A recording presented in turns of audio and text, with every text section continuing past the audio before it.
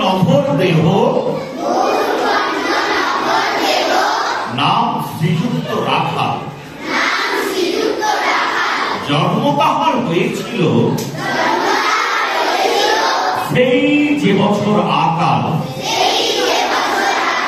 গুরুমশাই বলেন তারে বুদ্ধি যে নেই একেবারে। দ্বিতীয় ভাব করতে সারা 6 মাস ধরে নাকাল।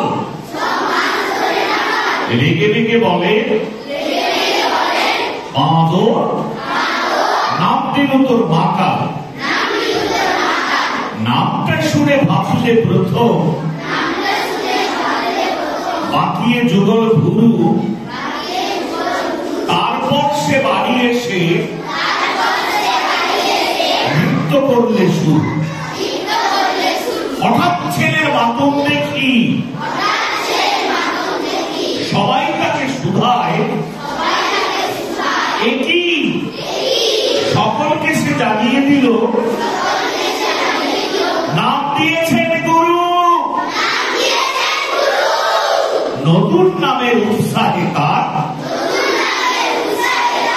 বক্ষ দুরু দুরু। কোলের পরে বসিয়ে দাদা বললে কানে কানে, গুরু মশাই কাল দিয়েছে, বুঝিস তার মানে?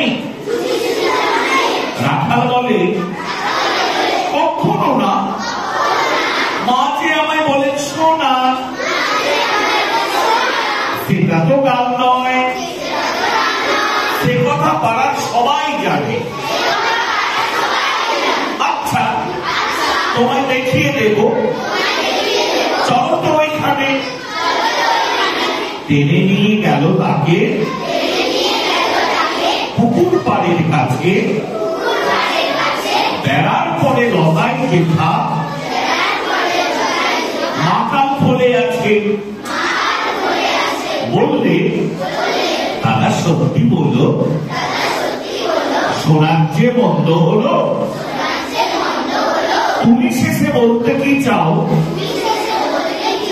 গাল ফলেছি গাছে, মাকাল আমি বলে রাখাল দুহাত তুলে নাচি। দোয়াত কলম নিয়ে ছোটে খেলতে নাহি চায়, লেখা পড়ায় মন দেখে মা অবাক হয়ে যায়। খাবার বেলায় অবশেষে দেখে ছেলের কাণ্ড এসে, মেঝের পরে ঢুকে পড়ে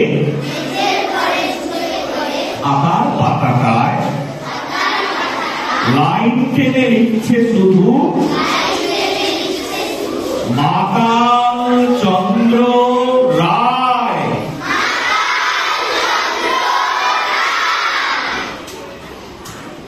সবার গুরু জানো কে আমাকে শিখিয়েছে? লেখা প্রথম অ আর আ শিখিয়েছে, আর সেটা আর কেউ নয়, বড় আদরের মা। জানো কে আমাকে শিখিয়ে দিয়েছে? ক খ গ ঘ ঙ লেখা শিখিয়েছে বাবা অনেক যত্নে।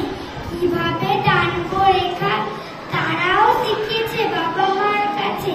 কত কত দিন করে বড়দের কাছে ছোটরা নিয়েছে তালিম যত্ন করে। আলপনা যেন